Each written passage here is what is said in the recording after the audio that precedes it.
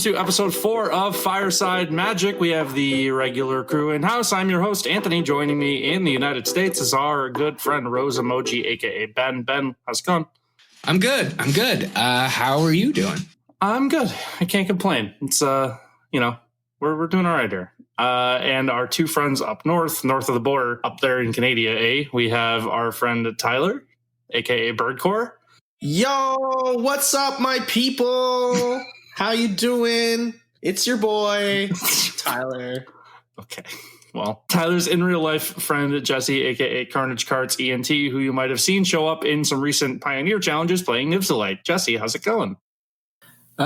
Pretty good. Happy to be here, ready to talk some bans. Yeah, so we're going to spend most of the episode talking about the ban announcement that dropped. By the time this airs, it'll be a week old, actually. There were 2 bans across Magic's formats. Ponder was unrestricted in Vintage. You can now play 4 Ponder. The 10 people that play Vintage, rejoice. You have Ponder back. I mean, that's pretty much all we're going to say about it. Standard, no changes. Pioneer, no changes. Explorer got 1 sentence in the ban article, and I'll read it verbatim.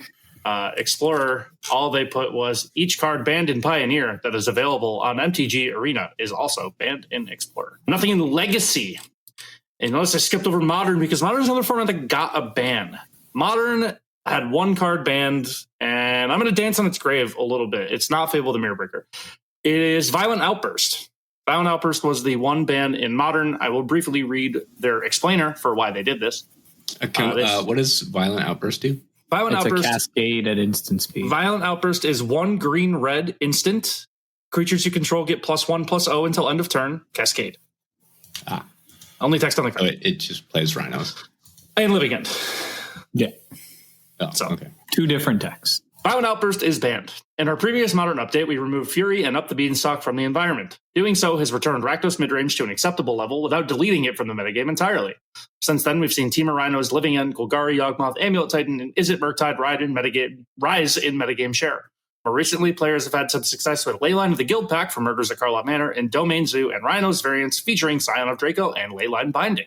Over the past RC season, Temur Rhinos has begun to approach levels of Rakdos mid-range metagame dominance. While we want to preserve the Cascade strategies as viable options in Modern, we'd like to remove one of the more powerful aspects of their strategy, namely the ability to Cascade into a payoff card at instant speed. Casting Violent Outburst during an opponent's turn reduces a lot of the risk inherent in such a strategy. It allows the Cascade player to untap with all their mana open and Rhino tokens or cycling creatures ready to attack. Both decks also include Force and Negation, which costs 0 mana on opponent's turn, enabling a streamlined defense of the combo. Violent Outburst is banned. Removing Violent Outburst from the format will necessitate Cascade players to adopt Ardent Plea or Demonic Dread and force them to play on their own turn more often, weakening both Cascade strategies and reducing them to an acceptable level of metagame share, much like the Fury ban did to Rakdos midrange. Honestly, bravo. Yeah, sure, great. That's really good. Do they typically name other cards that you can play instead? That's the first time I was wondering that. I don't actually know. That's a really good question. This BNR announcement was one of the better detailed announcements. They really highlighted cards and strategies and legitimate obvious reasons behind it. If you go and you look at the Pioneer one too, they named specific decks, the fact that Rakdos Vampires was capable of coming in and being this new deck. Maybe the format's not solved. Smuggler's Copter getting unbanned, which is helping. And they literally wrote in the Vampires decks, in Soul, is it in Soul? They seem to be a bit more detailed. It was kind of nice to see it. I want to say almost more personable. It wasn't very it didn't seem like it was written by AI. It felt like somebody actually wrote this and watch this be the first one written by AI.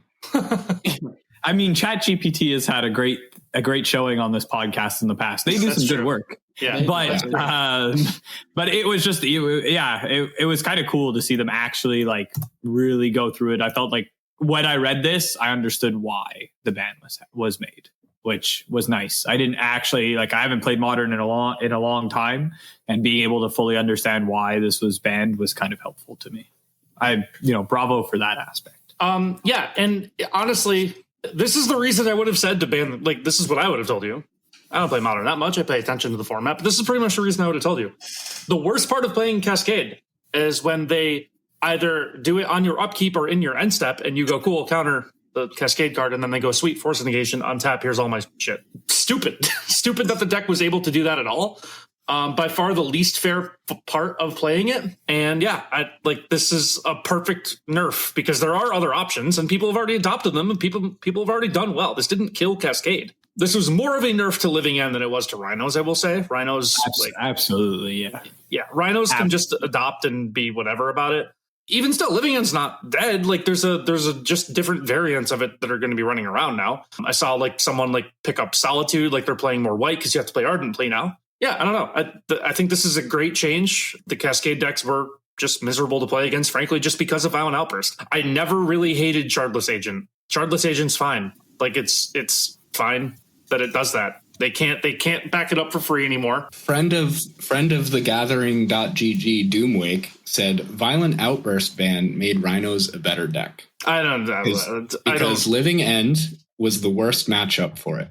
Because they could wrath you on your turn, and you had awkward windows fighting over it. Sure. Domain was the better version of Rhinos anyway.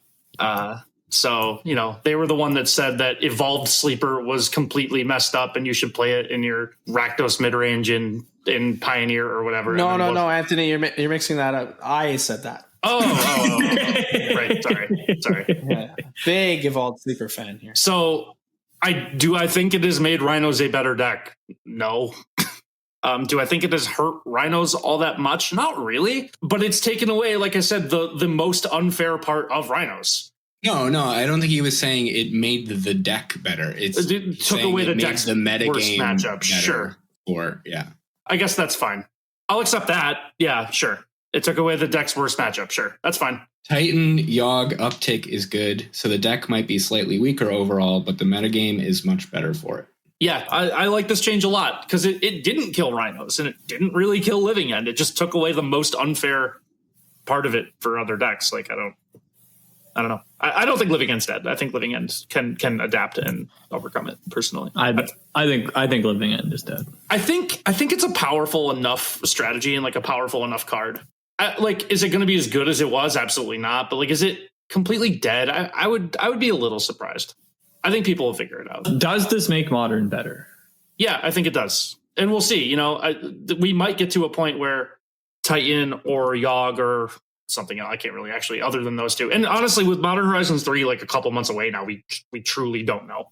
Yeah. I guess that's a good point. I don't know. I don't think that I think the format's looking less healthy after this ban. I don't know. I don't think Living End was a really healthy deck in its current state. No, but I think that it's just getting smaller and smaller, the meta. And that's to me, maybe that's the pioneer in me, but that makes it an unhealthy format to me. I can see that. When there is less viable decks to be playing. So I don't know. I can see that. Yes, Modern Horizons 3 is not too far away, and if it's anything like Modern Horizons 2, then none of this matters. Yeah, I hope they... Yeah, that's a good point. Modern Horizons 2 changed the entire format, so there's no reason to believe that this won't do the exact same thing. I mean, both Modern Horizons did that, in fairness. I think Modern Horizons 1 changed the format more than 2 did. Really? But all the broken cards are banned now. Hogak's banned... Astrolabe's banned. Modern Horizons 2, I don't... The only Modern Horizons 2 card that's banned is Fury, I think. Yeah, but the Invoke creatures are They're very, very, very... format defining. They are, right? They are format defining. Most people wanted Grief to get the axe here. Yeah. And in hindsight, I think I might have preferred that, to be honest. I liked the Fury ban at the time, but I might have gone back on that. I might have preferred the Grief ban. I think the Grief ban made more sense. I did it. I thought it at the time, and I still think it to this day. I get what they were going for with Fury too, because they wanted to unlock other decks with Fury, and they wanted to nerf the Elementals deck more, and that one wasn't playing Grief, but it was playing Fury. But I don't know, to say oh, we want X1 creatures back, and then while Orcish Bowmasters is running around, I don't believe you. That's the point. I don't believe you. But I do think this ban is good. I think it will prove to be good. Obviously, with Modern Horizons 3 in the waiting room, or waiting in the wings, I should say. Isn't that coming this summer? It's not too far away. It's June. I think they've all released in June. I have a lot of losses in RCQs to Violent Outburst decks. I'm just excited to see that that's not going to be a thing anymore, frankly. I hear you. I lost in the top 4 of one RCQ because my opponent living ended me on my upkeep and then forced my counterspell. Oof. It just sounds like you're not good at the game. Yeah, skill issue. Skill issue for sure. Yeah, Frank. You should have had your collected company ready in the upkeep. Yeah, I should have foiled. I should have foiled my counterspells. Collected company. Everyone knows that's when you cast it. Classic. The other formats might be more notable. Well, I guess we can get to standard. Standard, no changes. That feels right. It doesn't seem like there's anything like really going on in standard right now that warrants changing anything. It's 100% right. Okay. It's the next RC format. It's also gonna get shaken up by with another set coming out, and that's the beauty of standard, is that as long as nothing's too oppressive, you can just let the next set come in and make it and see what happens from there. They explained it relatively well too. Like, there are a lot of cards that have had a massive impact in standard already. Cards like Novice Inspector, Case of the Gateway Express, powered up Boros Convoke, No More Lies helped put Azorius Control like as a new deck.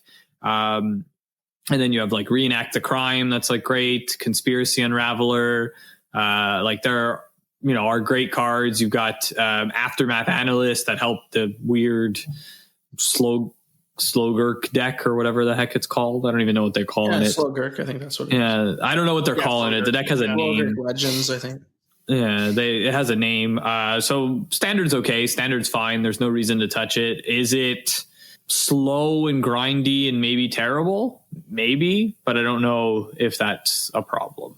I think that's kind of I think that's when standard's at its best, but that would be my one critique of standard, is that right now it's insanely grindy, slow, and like kind of terrible to play in that sense, but I don't think there's any reason to do anything.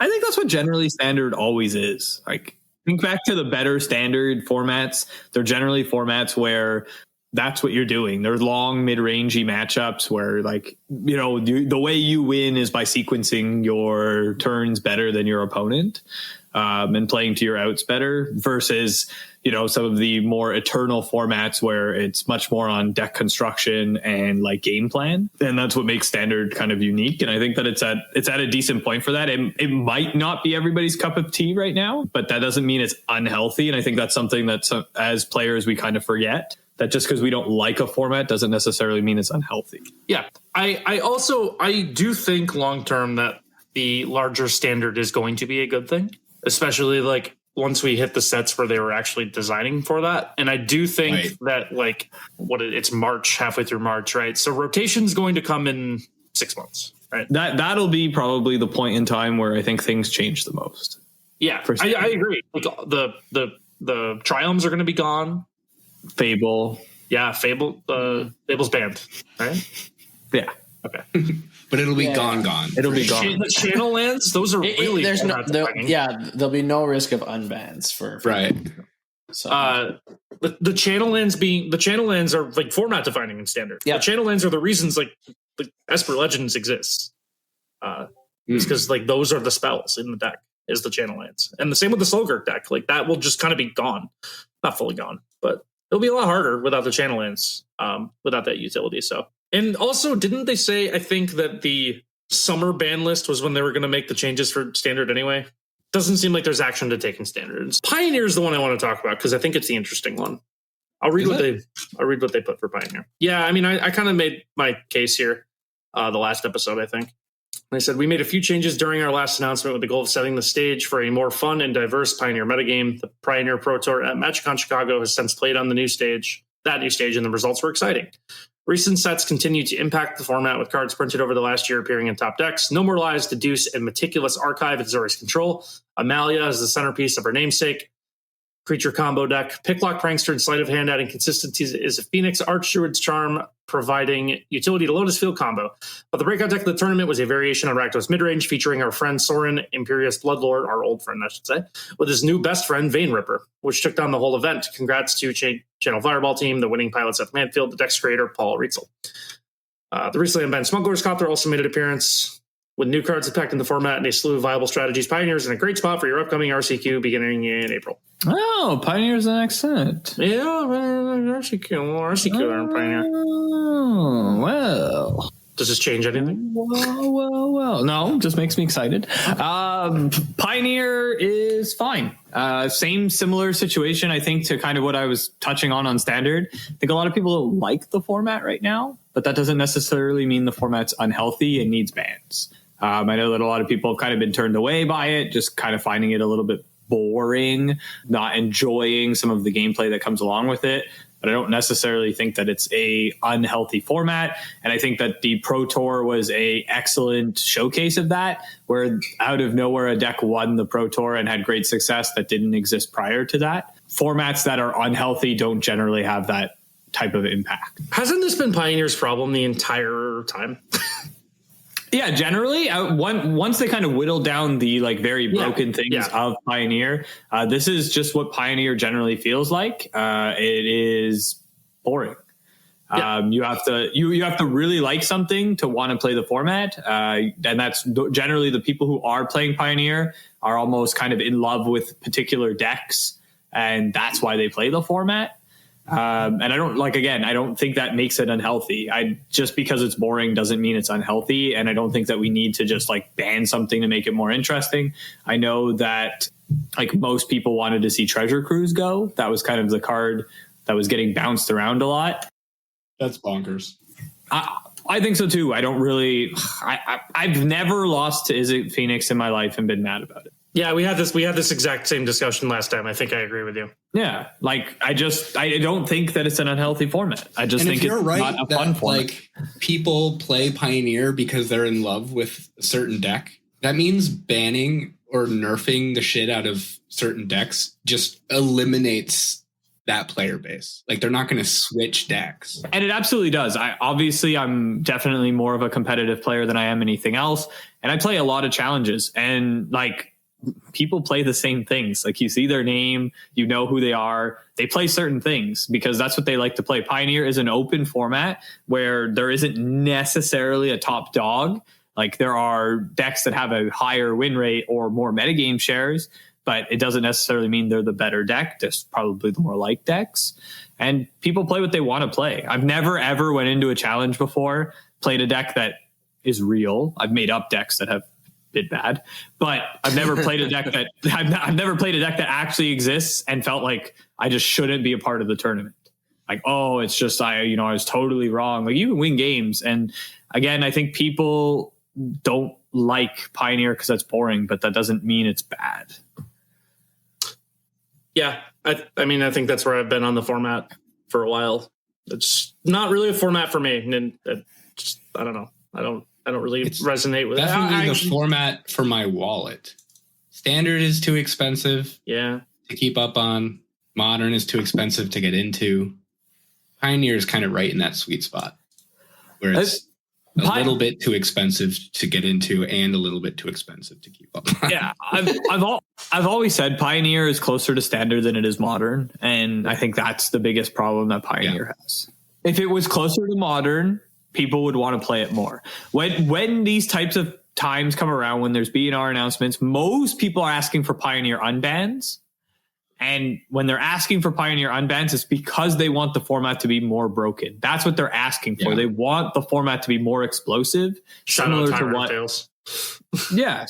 what Modern is. That's what people want. That's what people generally like, is more explosive formats. And that's why generally Standard and Pioneer are like not at the heights of being played, just because they aren't explosive and they aren't broken, and it's a different type of Magic.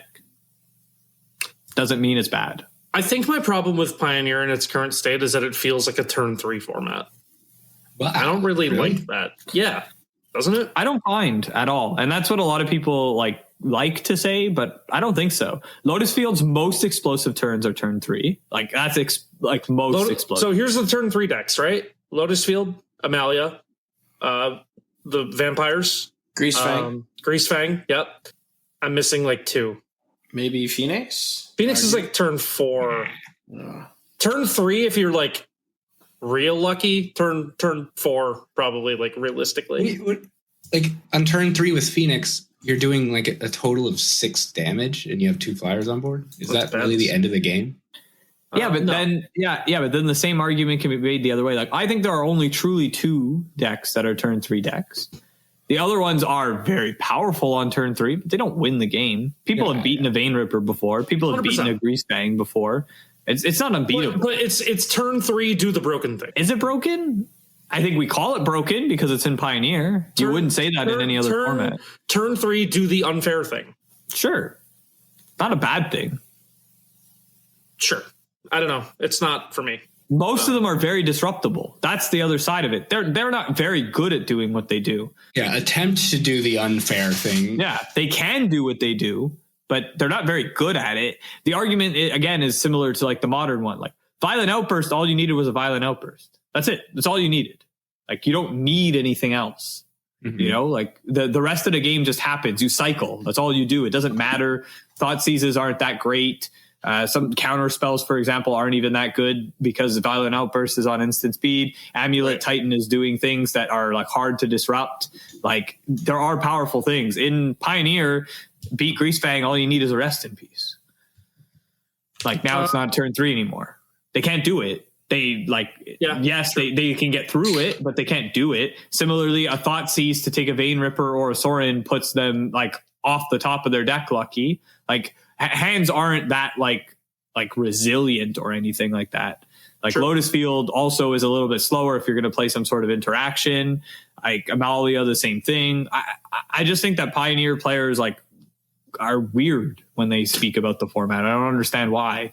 Like just like it for what it is. If you don't like it, then play Modern if that's what you want. Yeah, that's fair. That's completely fair. And that's why I like Modern. And why I'm not. And a lot of people do. Yeah. But Pioneer isn't Modern, and that's what people have to get through their head. Like, stop asking it to be. Stop asking for all these crazy cards like Inverter to get unbanned and stuff. Like, okay, so here's the thing. Isn't Wizards sort of telling us they want it to be like Modern? Yeah, I don't care what they say. They keep putting... When would you ever take anything they say seriously? That's fair. That's like a crazy strategy to have about Magic. That's fair. Oh, Wizards want something? They also tell us they can't code Cypher into... Yeah, I don't know why I don't know why. Yeah. Well, that might be true now. They've fired like 300 people. Wow, that's true. Yeah, the one guy that was dedicated to programming Cypher was let go. Yeah, he's like, just let me make hidden strings first, please. They're like, sorry. It's Christmas, sir. Gotta cut costs. All right, but let's talk about Legacy. So Legacy's just been doing so well. According to this, broadside Bombardiers is like really good. Delver's Secret's still doing its thing. And Ponder, Brainstorm, Force of Will, Legacy's thriving. Okay. Good for Legacy. Good for Legacy. No bans. There's no way. Doing good. No way anyone on that like team coming up with bans has played Legacy in the last 5 years. I bet it's their favorite format. You think so? I don't think so. Yeah, I bet it is. I don't think so. Otherwise, they probably wouldn't have made like attractions or like the sticker cards legal. Oh, God. Gosh. Yeah. There's no way any serious Black Border Legacy player wanted those things in there. No way. No shot. Yeah, I found out about the sticker cards by looking at Legacy decks for Timeless. I was trying to build goblins. And I was like, what is this? Because on the deck list, it's just like underline. Mind Goblin? No, the name. Yeah, underline Goblin, but everyone puts... underline Goblin. Yeah, everybody puts Mind Goblin. Everyone puts Mind Goblin because why wouldn't you put Mind Goblin? Yeah. I think I'm missing the reference here. Mind Goblin these nuts. Oh, I got him. You didn't know Mind Goblin? You've never heard Mind Goblin? No. Really? No, I don't talk to Magic players. They try to talk to me at my FNMs. I'd say, please just play the game. Please just play the game. Just play the game. Please stop showing me your 5-color Dragons Commander deck. Please just tap your lands and play the game. You want to talk about that last turn? No. I want to go to the next turn. Yeah. I'm not here to have fun. I'm here to win $20 in store. The worst thing about paper Magic, which again is a terrible, terrible way to play Magic. Oh, It's terrible. it's the worst take ever. It's really not. Think about that. You guys all complain about the same things, but then you convince yourself because of this nostalgia thing in your mind that says paper Magic's fun. When you're at a long tournament and you've been slogging away all day, all you want, you finished your round so quickly. All you're like in your head is, wow, I can sit quietly by myself and play on my phone or eat something or take a shit. I don't know. And your opponent is like, I think I could have won if I had done this and this. And they start breaking everything down in front of you. And then you have two choices. Be the gigantic asshole and get up and be like, I don't want to talk to you at all. Or go like, oh, yeah, I mean, I guess if everything went right for you. Like, it's terrible. Paper Magic is terrible for that. Here's a pro tip. I'm so Don't excited. Qualify for big tournaments. Oh, like I'm so excited. I'm like picking up my stuff. I'm moving everything faster than ever. I'm like, oh yes, I'm finally gonna be able to watch Tyler play Magic. I never get to, you know? And I'm like, oh yeah, here we go. And then my opponent has to like spread his deck out and go, oh, I had this in my deck. Yeah, I don't care what you had in your deck.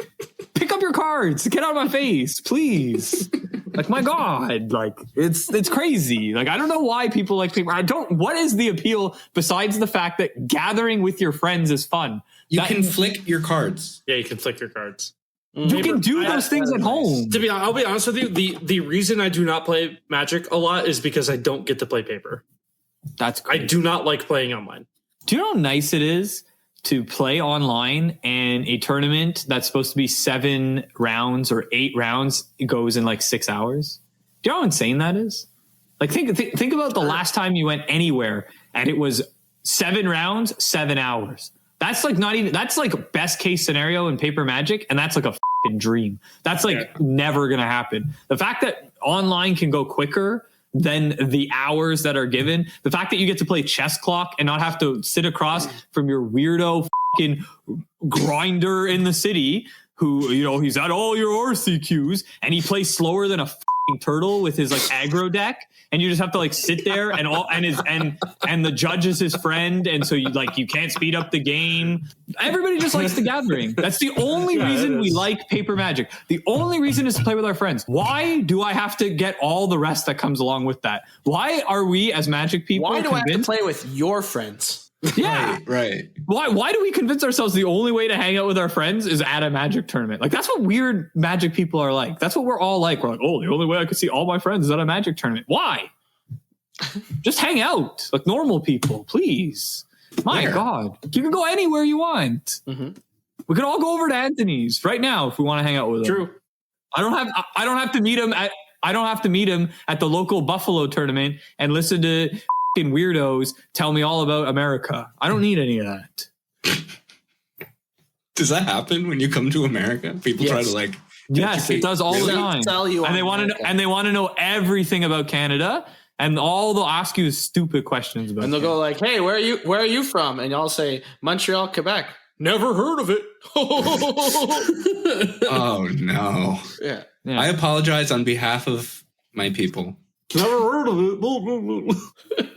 Yeah, that's another question I hate too. Why do we all have to ask where we're from? Why does that matter? Stop asking me that. Why does that matter to you? Well, where I live? Because you refuse to wear the flag shirts I print you. Well, that's also crazy. But like, why? I hate that. Now we don't mix, right? Because RCs are like your country specific, right? Right. So we don't mix. So now I'm with the rest of the Canadians, and they have to like ask me at all these tournaments, where are you from? And like, I'll say Montreal, and they're like, oh, not close to me. I don't care how close it is to you. What does that matter to me playing this game with you? Just draw your 7 cards and we can move on, please. Like, you don't need to know anything about me. It's not pertinent to the game whatsoever. Just draw 7 cards, be nice and cordial with me, and we can both get up, and I never need to know anything about you. If we happen to run into each other the next time, you can do what every other person does. I think I played you before. Yep. And we can move on. That's it. That's all I ever need to hear. I don't need more than that. Good game. Good luck for the rest. That's it. You don't need to say more words than that. You would hate me. Like, Oh, If you yeah. know, He yeah. would hate you. You are exactly who he hates. Yeah. There is nothing worse when I get stuck in a game and it's somebody who's very chatty, but not even about Magic. The Magic people are the worst, but the people who are chatty about just things is wild to me.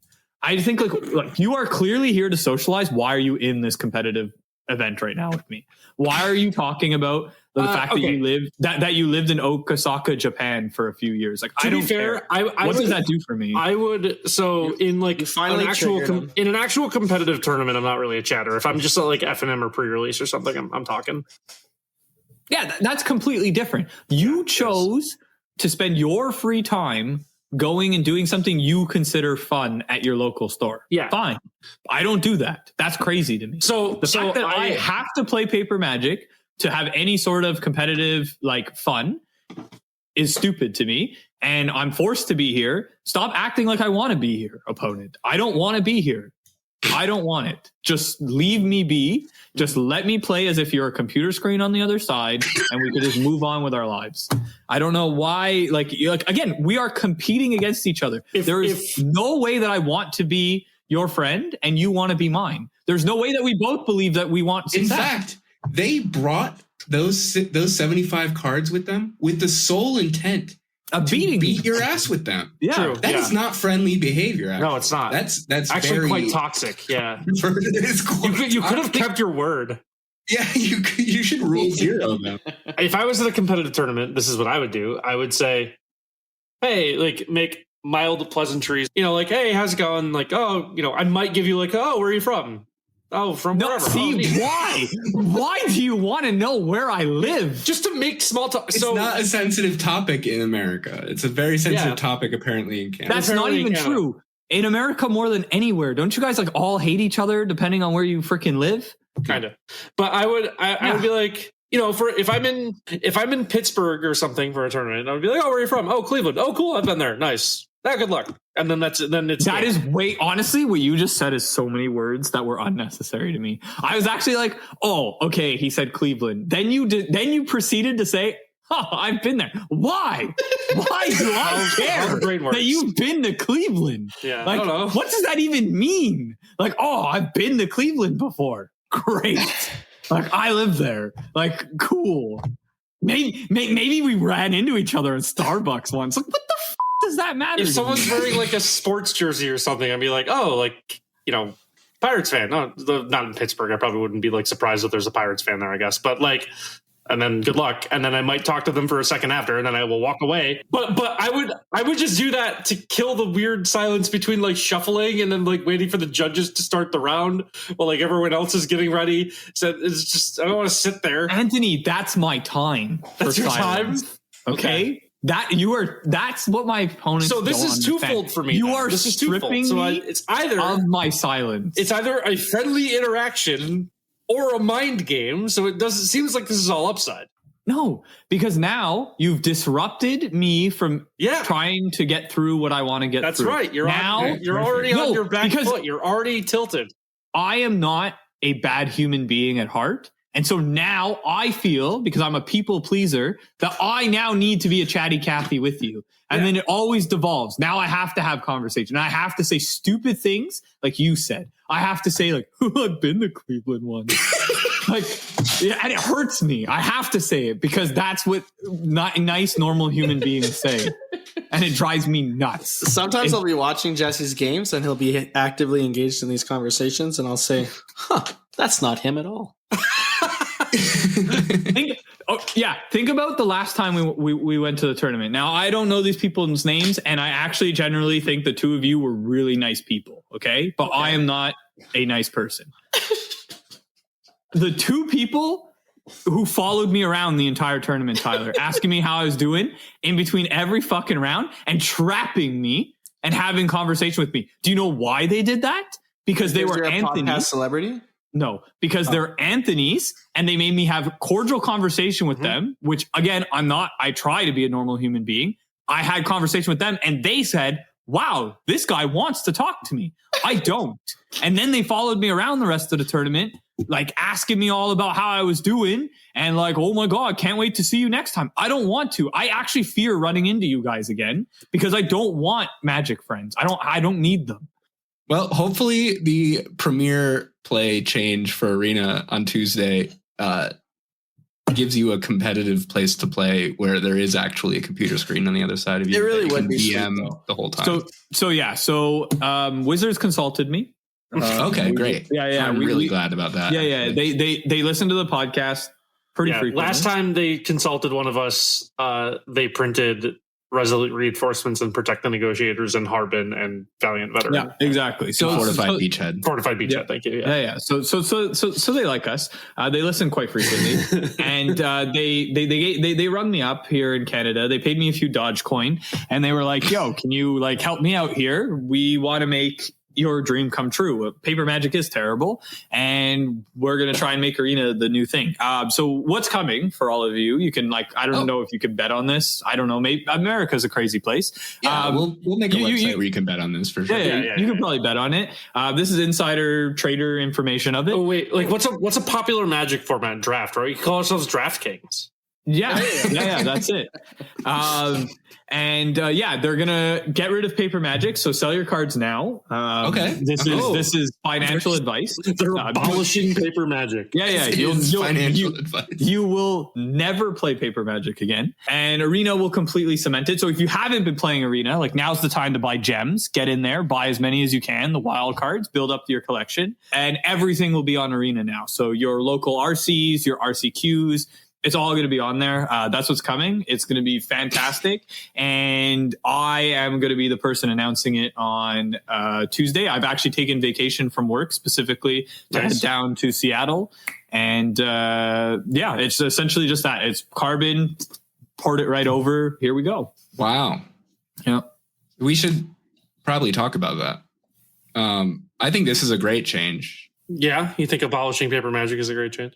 Well, I mean, you can still play Paper Magic at your kitchen table, which is where it was meant to. No. See, no, that's what you don't understand. Wizards doesn't like that, and we'll sue you. It's Arena or nothing. You get no choices. We'll know. Well, I think it would be very cool to have Arena RCQ. I think that would be awesome, especially or even something weekly. I know we've talked about this on the podcast before, but more akin to the challenges or even the showcases, less frequently. That MTGO has. Very sweet. I wish we had that avenue on Arena. I completely agree that this would be a phenomenal change. If there is an RCQ path from, but also it's going to consume my life. And right? Sure. Yeah. True. So. I have to imagine it's going to be something like this. That's what this announcement's going to be. Is some kind of RC path through Arena, right? There's got to be. I don't really see what else this could be. It's very vague right now, and it's going to come out, the day after this episode airs? Yes. Yeah. Check out thegathering.gg at that 5 minutes. Yeah, we will have a write-up on it, whatever it is. Yeah. I've already written it. I know what it is. Oh, yeah. Right, sure. It's already written. I don't know. I think it's got to be some kind of RC path. I really don't see what else it could be. Yeah, so right now the issue with Arena is that the only path to competitive Magic is to the Pro Tour Arena Championships, which is wild. That's the only thing that you can get to. And it's probably the hardest thing to get to in any Magic. So it is easier, in my opinion, to make an RC or even maybe do well enough in an RC to maybe get there than this. It's crazy. One person a weekend generally qualifies. It's crazy. And they normally end up inviting down to the person who did the best out of it because somebody doesn't even complete the 7 wins in the second leg of the second day. It's wild. They did it just because when they originally had it, it was paying out money on the Arena Open and it was just too much money coming out. So they kind of made it harder and that kind of warped everything. The other thing we have is the Arena Opens, which are honestly just a money grab by Wizards. They charge you an arm and a leg to get into that thing. And you have ample tries and it's not that easy to do. I'm hoping for 2 things. Tyler, I'm hoping for something weekly. I would settle for 1 format per week, but I would love every format per week. I would love something that would be every awesome, but they'd probably be worried about dividing the player base too much. I think so. And so I would be okay with a certain format every week. Because I think what we have to remember here is that Arena's player base is very high. There's a lot of people that play Arena. The percentage of those players that play Arena that would participate in something like this is extremely low by comparison. Well, no. So what I'm saying is that like twofold. Like I want something weekly like Tyler does, and I want it to be more akin to the challenge where it costs you 20,000 gold to get into. So every week you just need to have 20,000 gold. And you can chain them if you do well. Which I understand is not nothing. But gold is something that is acquirable through like grinding. doing your daily challenges and things like that. And generally, if you do your daily challenges, you're already almost at 10 grand anyway. So you just need to like find a way to get the most. It's not costing you gems. So it's not like you have to buy them or anything like that. You go in, whatever type of tournament that they add. And like Tyler said, you can scale that where you could either get your money back, similar to in a challenge. If you just like 4-3 a challenge, you generally get your money right back. If you do a little bit better, you gain some sort of extra, and it doesn't qualify you for anything. It's more just, it's some sort of competitive outlet where you get a little bit more like fun games that feel like they matter. But on the other side of it, I would love them to have RC invites come out. So, every second weekend or something like that, where actual RC invites are coming through, where, you're playing the RCQ format to get there, similar to the way MTGO does it. And even MTGO, it's not like they're handing out crazy amounts of them. There aren't tournaments every weekend that qualify you for RCs, but there are a few every season, and it just gives people another avenue to make it in. I think those are the two things I'd like. For the first few people who qualify for the RC that have literally never played Paper Magic. True. That's got to happen. Because the RCs aren't going to be on Arena. But that's got to happen, right? Like, it technically doesn't, because I would say everyone who plays MTGO has played Paper Magic before. No, but Arena. Play. I know, no, but Tyler's saying it had to have happened before, and I don't think that's the case. I don't think currently anyone is qualified for an RC that has never played Paper Magic before. No. We saw that, for example, with some people who were doing well at these like COVID Arena championships, where they actually had never played. They picked up Arena during the pandemic and actually like grinded their way into these types of invites and had never actually played Paper Magic before. Those people exist. And that's what Arena would give. I think it would have like a player base where they kind of not even know what they're playing for, have no understanding really of like what they're trying to qualify for.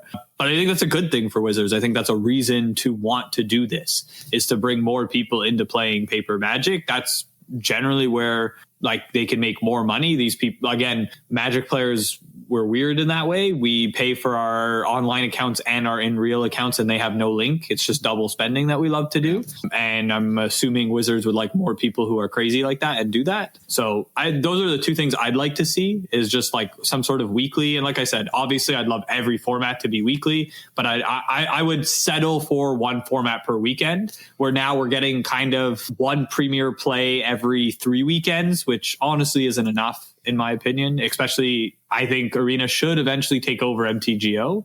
I don't think it'll ever happen, but I mean, it is a nicer and cleaner way to play Magic for sure. Can you imagine the scenario? You sit across from your opponent at an RC, a regional championship, and they hand their deck to the judge comes over the table with them, and they hand their deck to the judge, and the judge shuffles it for them and hands it back to them, and they say, so I just draw 7 off the top, right?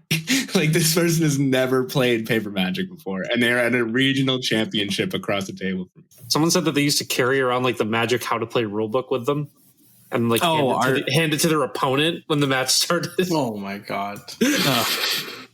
We had a friend who had to be tough.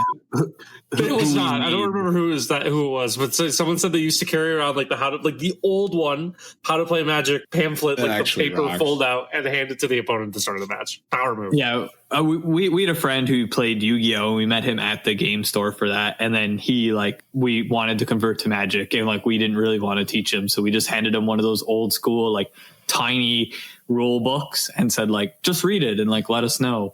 And then the next time we sat, and he did. And the next time we sat down with him, he went, "So we're 2 wizards battling," and we were like, no, hold on. And he was like, no, that's what it says. And he whipped it out, and it sure enough, I guess. Yeah, it does say that. Yeah, you're a planeswalker. It's the lore of the game. Yes.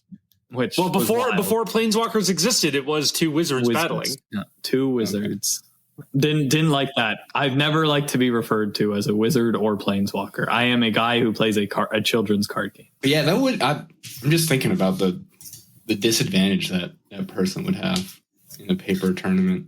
Yeah. I don't think so. So I think that's also like a crazy thing to say, right? So like, let's just say you're playing Arena. You've been playing it for a while now. You again, nobody's just like logging onto Arena and spiking one of these things. Okay. Like for what it's worth, like I believe that there is a lot of skill that comes into Magic and deck building and things like that. So they would at least have been playing the game. They would have they'd be playing a lot of Arena. Yeah. They would have a full understanding of how the game works.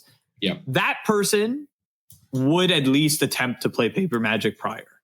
They would have an understanding of what goes on. Would they maybe be slower or a little bit weird on the way that they actually like sequence things, the way that it looks mechanically? Maybe. But I believe just like emotionally, I guess, like it would be probably really stressful for that person. For sure. Absolutely. But I don't think that it would be like wrong. I just think it would look strange. I don't think it would necessarily be wrong. Like most people, moment. I'd love to interview that person afterwards. Like most people would like play. They would go to a local store. They would get their friends together and like force them. Yeah, like once they've qualified, they'd be like, "Oh shit! Like I need to learn."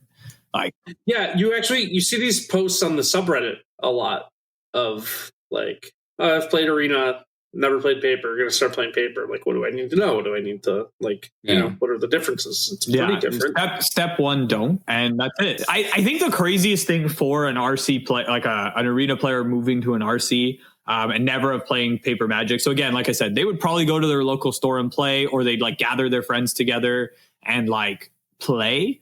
Mm-hmm. I think the biggest shock for them would be the environment more than anything. I don't think it would literally be sitting across from their opponent and playing the game. I think it would be a wild, like most of us don't feel weird because like we grew up doing it in a sense. Like that's kind of how we all first started playing the game. Definitely wouldn't expect to be there for 9 hours. That's for sure. Yeah. Right. Like I think those would be the crazy things. Like just like some of the way that things are handled. Like I don't find it strange. Like I don't like it. I don't find it strange. I've done it for a long period of time. I don't think it's weird that I don't eat all day. I can do these types of things without, I don't even think about them, but like, I couldn't imagine somebody just like walking into that and having some sort of success. Like you almost need to be like trained to be able to get through those types of days. Like those days are difficult.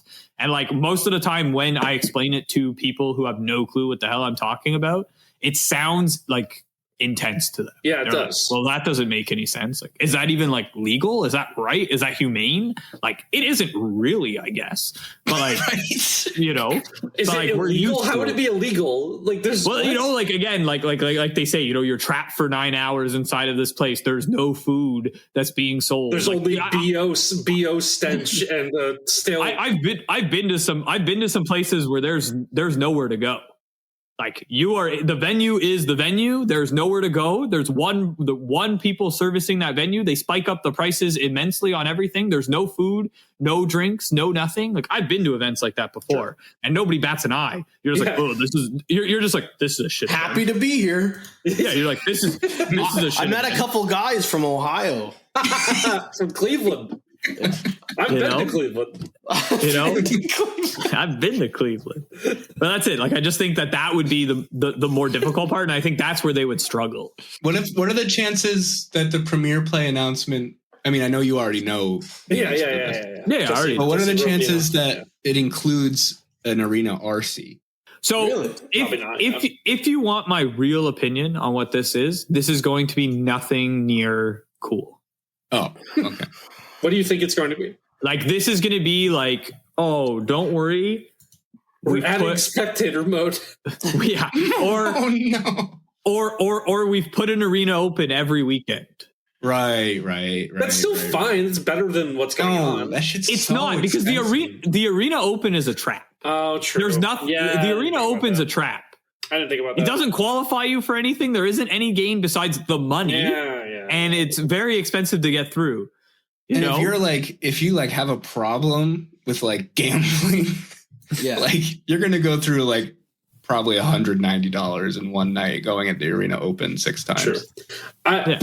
Yeah. Like I have no faith that this is going to be good. Part of the problem with like an RCQ style thing is it would require some kind of like matchmaking. I guess not, because like not necessarily. Everyone enters the event, I guess, and then it just pairs you. Yeah. But then like you'd have to come back for your round. I guess that's kind of what they do now anyway, though, right? Yeah. So like what would happen is you just have a certain amount of time to complete this many matches or whatever. Yeah, you'd have to get to, I don't know, because it'd have to be astronomical. Like it wouldn't be, I think 7 would be too low. You'd have to get to like 10 wins before 3 losses or something like that. And then that cuts to like another day, which is, you got to get to 7 wins before 2. And if you did that, you qualify for your RC. It's not hard. They can make it whatever they want. They literally do this, and it qualifies you for the actual Pro Tour. Why in the world would they not just say like, actually, we don't even have to send you to the Pro Tour? Which honestly, if you think about it, is actually better for them to send you to the RC. They'd much rather you be there than actually at the Pro Tour. So they just downgrade them and they just make them more frequent. It's an easy win for them, but they're not going to do that. And this is going to be a bad announcement. I want to circle back for a second about like arena only players playing in paper. And you said like you think they'd play the game fine. I think the one thing they would really struggle with gameplay wise is like the nuance of just passing through phases that we all take for granted. True. Like a lot of the non-verbals and just like stuff like that. Like if they've never played like a big tournament, like they're used to being like, here's a stop, here's a stop, here's a stop. Again, that's a big tournament problem, not because you see this all the time. No, because you see this all the time. There are paper players who play at their local store who have no issues. The second you get to competitive play is where everything gets a little bit strange. And that's where people start to like really hurt you moving through the phases. And it's because it's always a competitive advantage. Is like they are using nonverbal cues and they're capable of manipulating the judge to the point of being like, well, I did this, which clearly means I stated I was in this phase. That I don't think that's necessarily like unique to somebody. I think they would struggle with it. Absolutely. That's why I said mechanically they would look weird. They would play and sequence strangely. And that would be like their biggest struggle is it wouldn't look right. And you would come into these weird situations. But that's a problem for anybody who's never done it before. I mean, we see it at least every time we go to a tournament. There's at least 1 or 2 people that you can clearly tell have never done this before. And like they are getting absolutely murdered through the phases as their opponent take complete advantage of that fact. The last time they made an arena premiere play announcement, it was February 7th, 2023. And they announced nothing. They recapped the path to the Pro Tour. Truly nothing. We will continue to have monthly qualifier play-ins and qualifier weekends. We'll be running 3 32-player arena championships. So their announcement was we're continuing to do what we do. Yeah.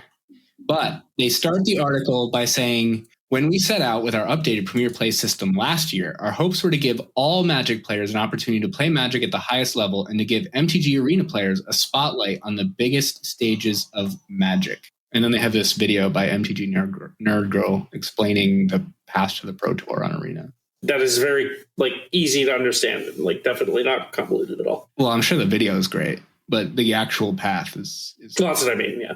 That's pretty much going to do it here for episode 4 of Fireside Magic. If you don't know, I guess, there's a website, the new website. It's called thegathering.gg. There's going to be more stuff upcoming there. It's the website we are affiliated with.